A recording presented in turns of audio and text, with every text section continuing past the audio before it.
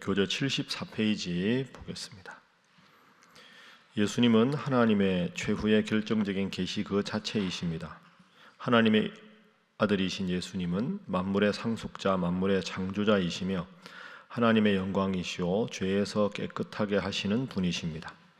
따라서 이 모든 점에서 예수님은 천사보다 위대하시며 경배받으시기 합당한 하나님의 아들이 되십니다.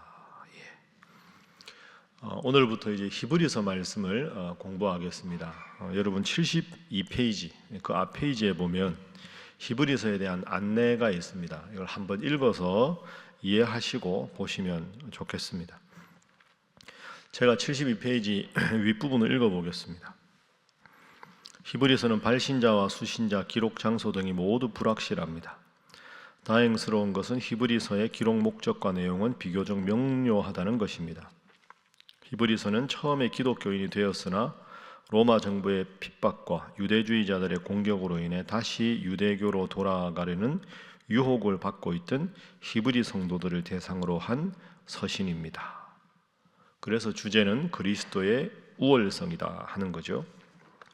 제가 잠시만 설명을 좀 드리면 히브리서는 신약 성경 중에서 상당히 좀 어려운 책에 속합니다. 언제 어디서 누가 기록을 했는지가 명확하지 않습니다.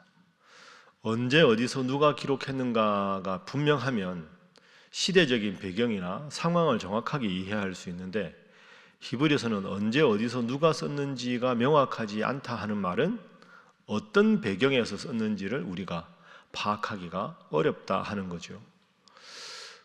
그래서 히브리서가 어려운데 히브리서의 제일 중요한 점은 뭐냐 하면 두 가지가 중요한데요. 먼저 이게 특별한 교회가 아니라 일반적인 교회 문제입니다. 예를 들어서 에베소서 하면 에베소 교회에 보낸 편지, 우리가 어제까지 읽은 데살로니가서 하면 데살로니가 교회에 보낸 편지니까 그 교회의 문제가 뭔지를 파악할 수 있는데 히브리서는 특정한 교회에 보내는 게 아니고 일반적인 신앙생활 자체에 대해서 보내는 편지다. 이게 중요하고, 두 번째는 방금 읽은 대로 쭉 읽어보면 처음에는 예수님을 잘 믿는 신앙인이었다가 예수님만 믿어서 구원을 얻어? 이게 정말 충분한가 하는 의심이 있는 성도들에게 예수님이 위대한 분이라는 걸 강조하기 위해서 쓴 책입니다.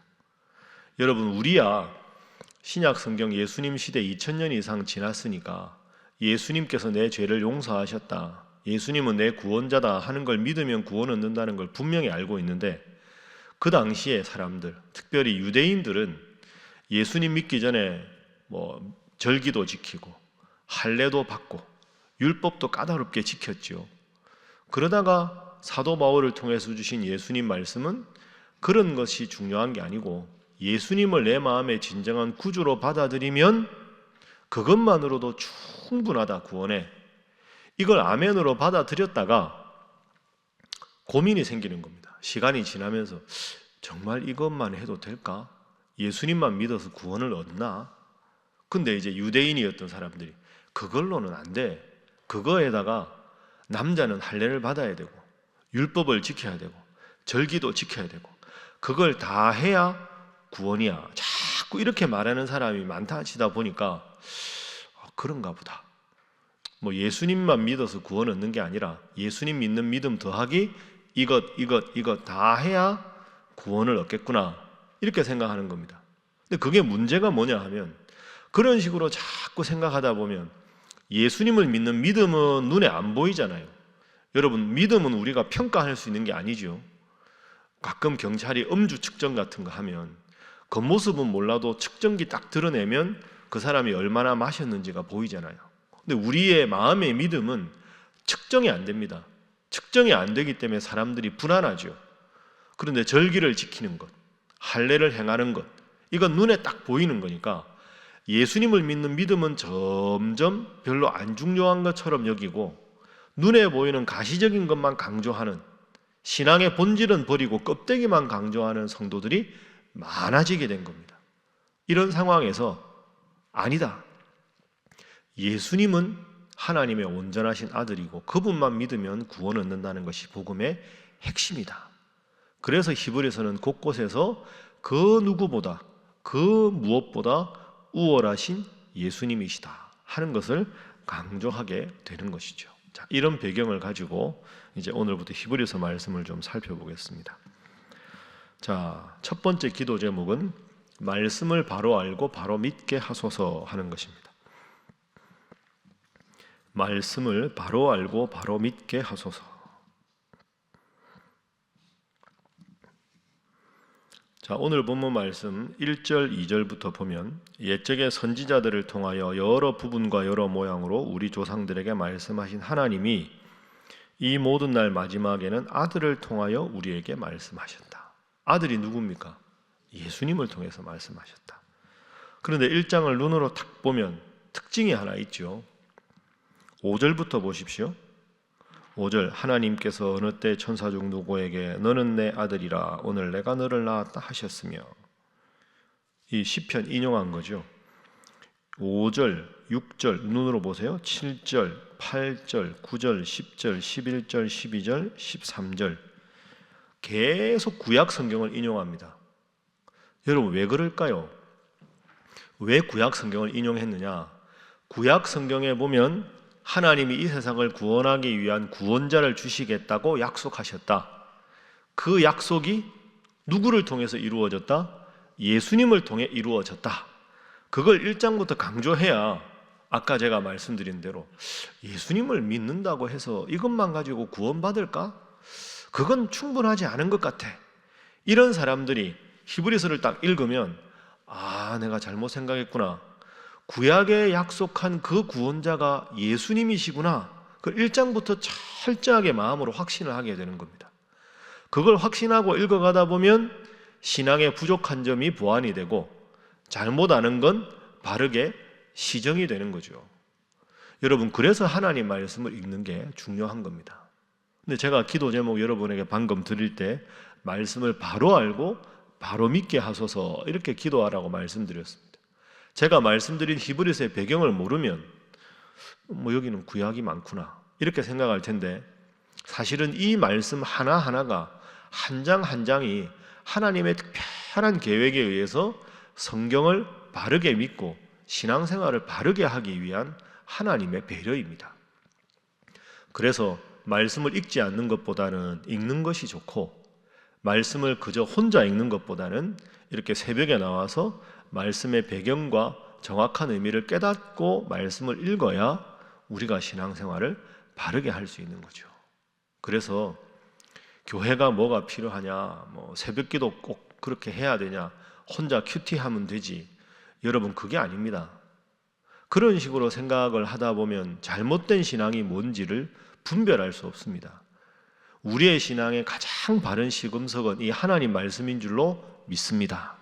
이 말씀을 바르게 깨닫고 바른 의미를 깨닫고 붙잡고 기도해야 우리가 영적으로 성장할 수 있는 것이죠. 늘 이렇게 새벽에 나오셔서 말씀의 깊은 의미를 바르게 알고 바르게 깨닫고 또 그 말씀대로 실천하시는 여러분 모두가 되시기를 주님 이름으로 축복합니다. 두 번째 기도 제목은 예수님을 오직 유일한 구원자로 믿게 하소서 하는 것입니다. 예수님을 오직 유일한 구원자로 믿게 하소서. 이게 히브리서 전체의 주제입니다. 자, 1절, 2절 말씀 제가 아까 읽었습니다. 구약 성경 시대에는 1절에 여러 선지자들을 통해서 말씀하셨는데 2절, 이제는 아들을 통하여 우리에게 말씀하신다. 자, 2절 말씀 우리 다 함께 다시 읽어봅니다. 시작. 이 모든 날 마지막에는 아들을 통하여 우리에게 말씀하셨으니 이 아들을 만유의 상속자로 세우시고 또 그로 말미암아 모든 세계를 지으셨느니라. 아멘. 그러니까 히브리서 1장을 딱 펴서 당시 성도들이 읽습니다. 그럼 2절을 읽으면서 무슨 생각을 할까요? 아들을 통하여 우리에게 말씀하셨다. 예수님이 대단한 분이구나.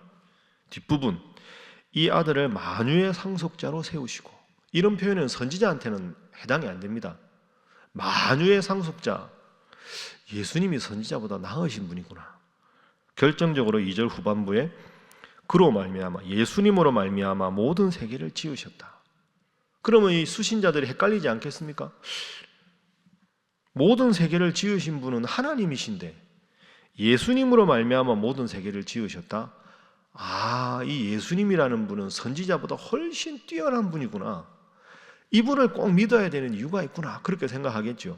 결정타가 3절입니다. 3절 읽습니다. 시작. 이는 하나님의 영광의 강체시요 그 본체의 형상이시라. 그의 능력의 말씀으로 만물을 붙드시며 죄를 정결하게 하는 일을 하시고 높은 곳에 계신 지극히 크신 이의 우편에 앉으셨느니라. 아멘. 예수님은 하나님의 영광의 광채시고 하나님의 본체의 형상이시다. 이런 표현은 감히 누구에게도 쓰지 않은 표현입니다. 그러니까 히브리서 기자가 정말 하나님의 감동으로 성경을 쓴 것이죠.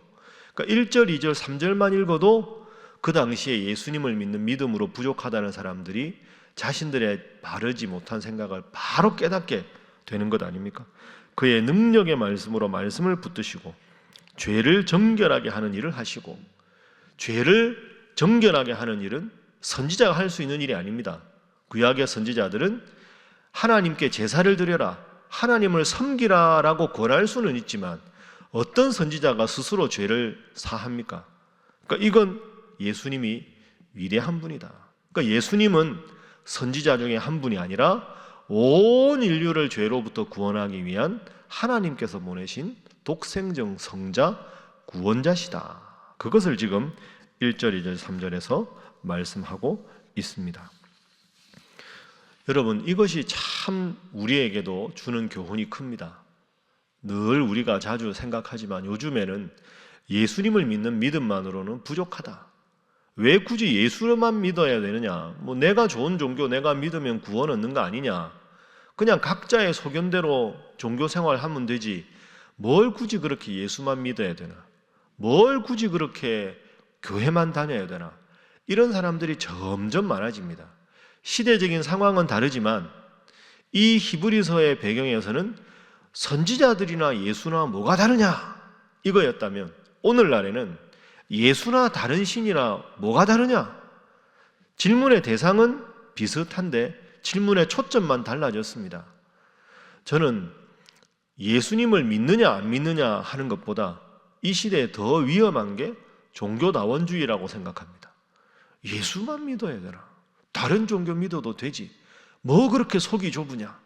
이런 식으로 자꾸 기독교 복음의 예수님의 구원의 절대성을 무력화하고 희석화하는 것, 그것이 어쩌면 이 시대의 더 큰 문제입니다.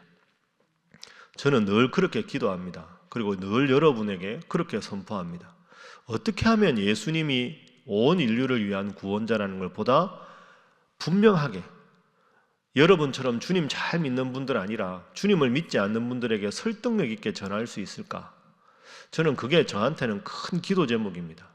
제가 신학교에서 학생들 가르치다가 목회를 해서 그런지 점점 이런 유사 복음, 비슷해 보이지만 잘못된 사이비 복음이 점점 판을 치고 있습니다. 여러분도 기도해 주십시오.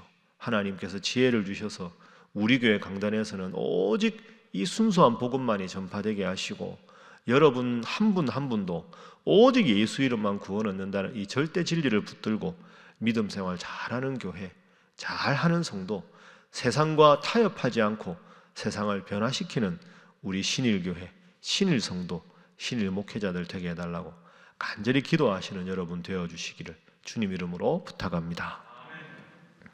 세 번째, 오늘 본문의 기도 제목은 오직 영원하신 하나님만 믿게 하소서 하는 것입니다. 영원하신 하나님, 유일한 구원자이신 예수님, 영원하신 하나님. 자, 구약을 인용하는 가운데 11절, 12절 말씀 우리 두 절 함께 읽습니다. 시작. 그것들은 멸망할 것이나 오직 주는 영존할 것이요 그것들은 다 옷과 같이 낡아지리니 의복처럼 갈아입을 것이요 그것들은 옷과 같이 변할 것이나 주는 여전하여 연대가 다함이 없으리라 하였으나. 아멘. 그것들은 하는 주제는 이 세상의 모든 피조물을 말합니다. 사람도 영원히 살 수 없고 모든 자연도 언젠가는 변화되지요. 모든 피조물들은 멸망하지만 주님은 영존하시다. 영원히 존재하신다. 모든 이 세상의 피조물들은 옷과 같이 낡아질 때가 오지만 12절 마지막에 주는 연대가 다함이 없으리라. 영원하신 하나님, 따라합니다. 영원하신 하나님, 신실하신 하나님, 미쁘신 하나님. 우리가 미쁘신 하나님 데살로니가 후서에서 공부했습니다. 미쁘시다 하는 말이 신실하다 하는 말이고, 왜 우리가 하나님 앞에 기도해야 하느냐, 왜 하나님만 믿어야 하느냐, 이 말씀에 비추어 보면 영원하신 하나님이시기 때문에. 여러분, 세상에 이렇게 잘 지내다가 어느 순간 관계가 탁 틀어져서 잘 지내던 분이 말도 안 하는 관계가 되기도 하고, 다 변해도 저분은 안 변할 줄 알았는데 저분과의 관계가 틀어지고, 세상 오래 살다 보면 이런저런 일들이 참 많습니다. 왜 우리가 하나님을 섬겨야 하느냐? 하나님은 영원하시기 때문에. 우리를 향한 하나님의 사랑은 변하지 않기 때문에. 그래서 우리는 하나님을 믿는다, 하나님을 섬긴다 하는 거죠. 나는 정말 하나님 앞에 부족하고 하나님을 외면하는 순간이 오더라도 영원하신 하나님은, 신실하신 하나님은 그 어떤 순간에도 나를 돌보시고 나를 사랑하신다. 그것이 오늘 본문 11절 12절 말씀입니다. 말씀을 정리하겠습니다. 오늘 히브리서 1장은 평범해 보이지만 가장 우리가 붙잡아야 될 신앙의 근본 원리를 세 가지 소개합니다. 첫 번째는 이 하나님의 말씀 붙잡고 살아가는 것이 신앙생활에 가장 중요하고, 그리고 말씀 붙잡고 예수님만이 인류의 유일한 구원자임을 반드시 분명히 확신하고 믿고, 그리고 그 예수님을 보내주시고 늘 변함없이 나를 사랑하시는 영원하신 하나님을 믿고 나아가라. 가장 근본적인 것 같지만 가장 중심에 우리가 붙잡아야 될 이 세 가지 신앙의 원리를 꼭 기억하시고 늘 말씀 중심으로, 예수님 중심으로 하나님께 기도하며 살아가시는 여러분 다 되시기를 주님 이름으로 축복합니다. 함께 기도하겠습니다. 하나님, 신앙이 세 가지 가장 근본적인 것을 붙잡고 믿음 생활 잘 하게 하시고 좌로나 우로나 치우치지 않게 하여 주옵소서. 우리 신일교회가 말씀과 오직 예수님, 오직 주님만 붙잡고 나아가는 진리의 파수꾼 우리 신일교회 되게 하여 주옵소서. 우리 사랑하는 자녀들, 자손들도 이 시대의 조류와 교류하지 않게 하시고 타협하지 않게 하시고 오직 주님 잘 믿는 우리 자녀들, 자손들 되게 하여 주옵소서. 다 함께 주님 앞에 기도하겠습니다. 주여 믿습니다. 주여 믿습니다. 주여 믿습니다.